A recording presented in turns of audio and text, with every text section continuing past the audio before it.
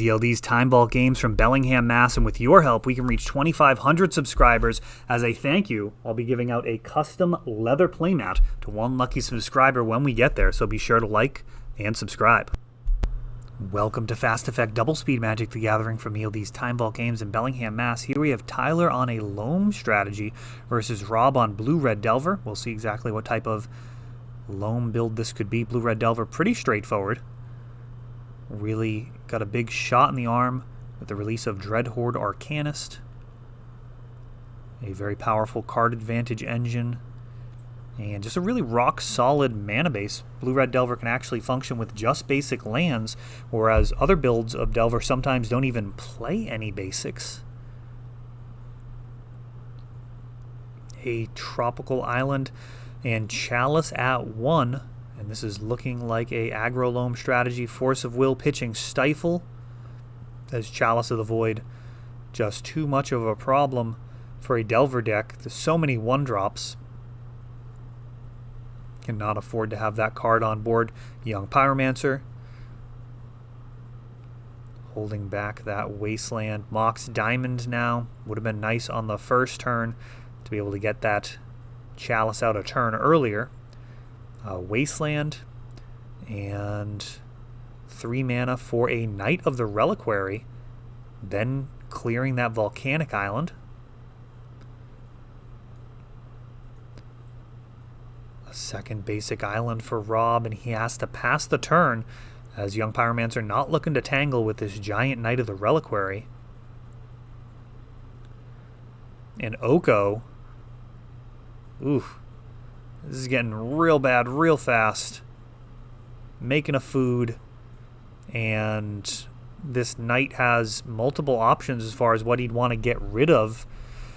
As far as lands, if Tyler does have the Depths combo in there, he can pull it together pretty quick. We've got a Wasteland tapped, 2 damage towards Oko. True Name Nemesis will eventually be able to clear Oko, but after absorbing just so much damage. Dark Confidant comes online here. Oko's gonna use one of his abilities. Tyler can start making Elks. Oh, and he passes. Oh yeah, I guess he does pass because the True Name would definitely block the Knight. That's a gimme for that time. Now it's up to Rob what he wants to do. He can start this race by turning True Name sideways.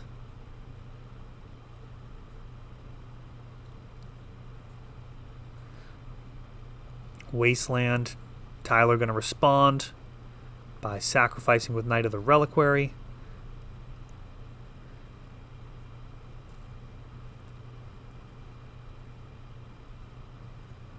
That Wasteland basically just tapping Knight for a turn. Not loving it.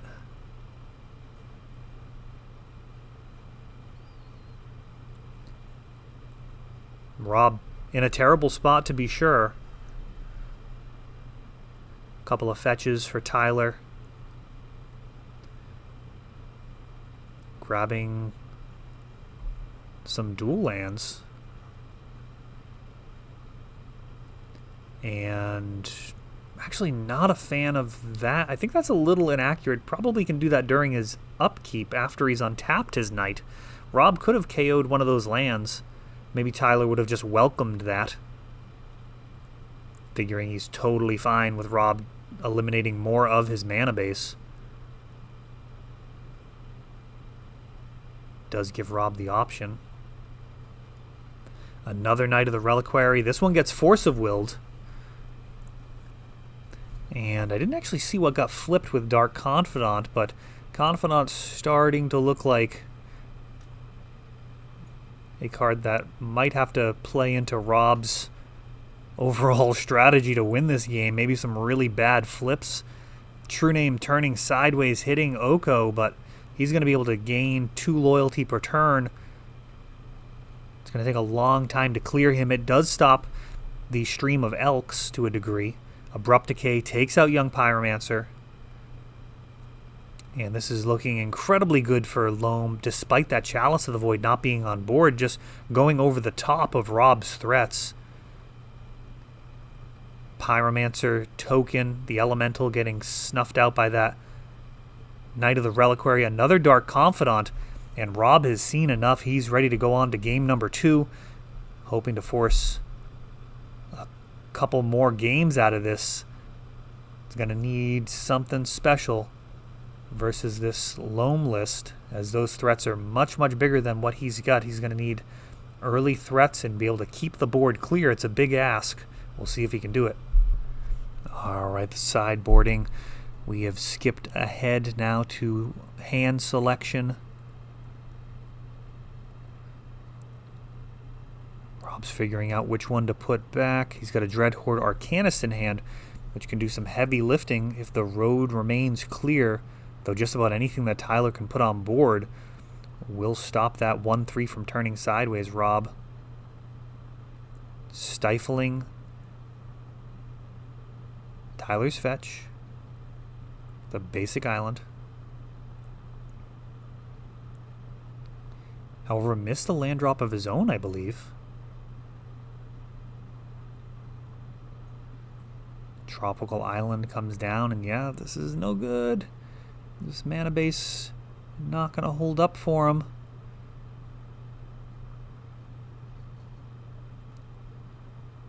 Mox Diamond making a 3-mana play. Vindicate targeting this island. That gets dazed, floating a blue. Even if Tyler pays the mana, at least that island's safe back in hand. Rob makes his land drop. A Wasteland. Now Plague Engineers. Tyler commits a threat to the board. Brainstorm for Rob. Force. Oh, finally a Volcanic Island.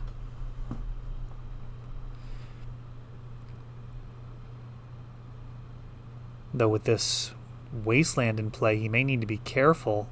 Well, he just runs it out there. Does he have a Stifle to go along with this? Waste he does.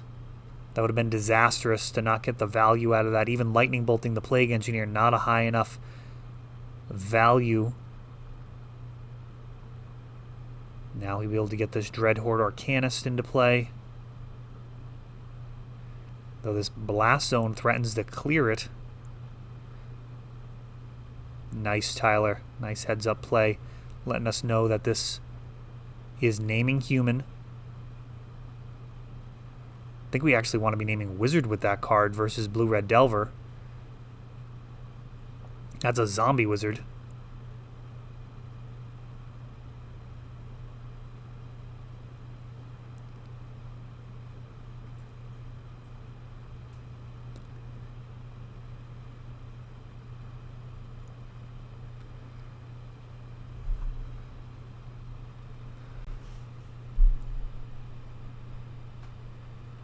And Submerge.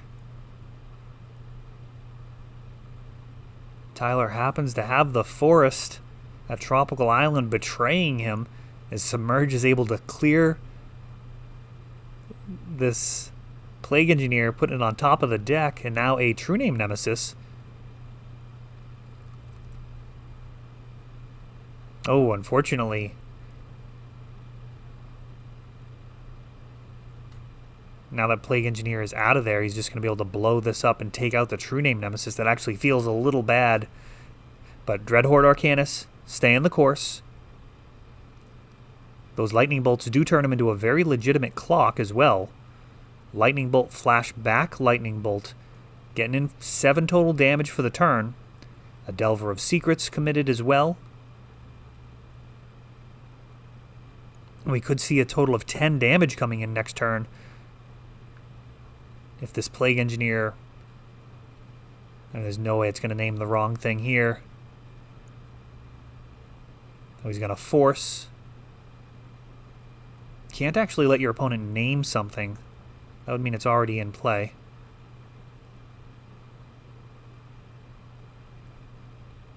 Delver does not flip. Dreadhorde Arcanist.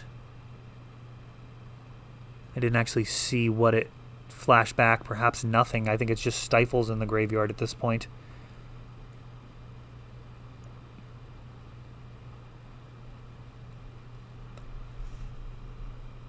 This playmat on the left is going to go to the champion of this event. It took place December 7th. When we get to 2,500 subscribers, we're going to be giving away a custom leather playmat to one lucky subscriber. There is Oko.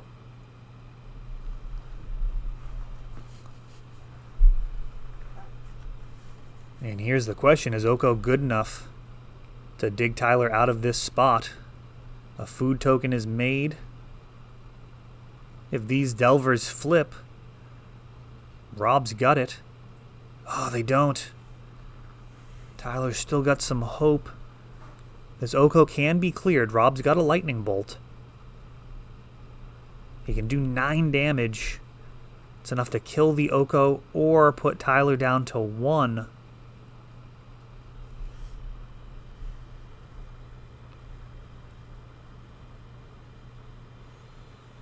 See what direction Rob decides to go in here.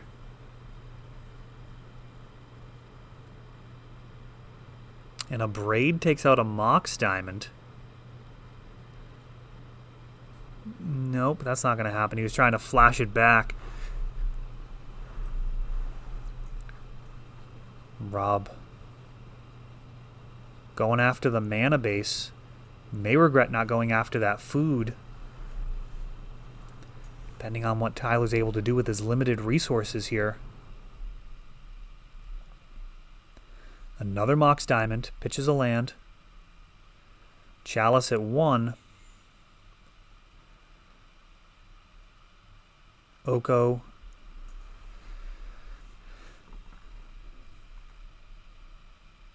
Making an elk with one of our remarkable tokens. Very nice. Delvers do flip, and this should do it. Oh, not quite. Not quite. So these Delvers can turn sideways, but the Dreadhorde Arcanist really isn't going to do anything thanks to the Chalice of the Void. Oko is killed. If Tyler draws an answer to these Delvers, like a Blast Zone? No, and I think from here, just a couple of more swings, and we're going to be on to game 3. Down to 4.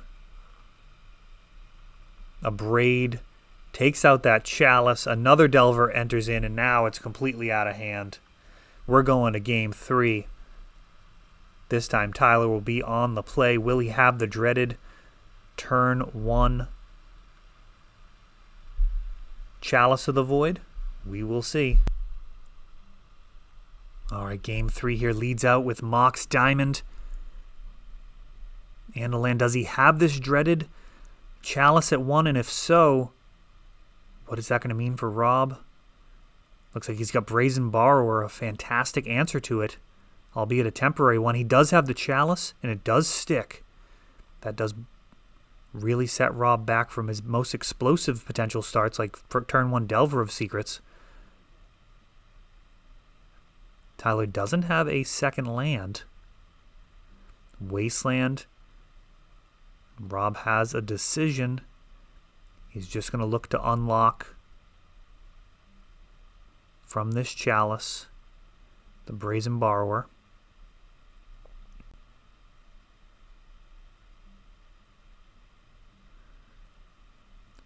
Brazen Borrower doing some petty theft, going on an adventure. Ponder. Sees a bunch of things that are not going to help him, including Submerge, a very spicy card.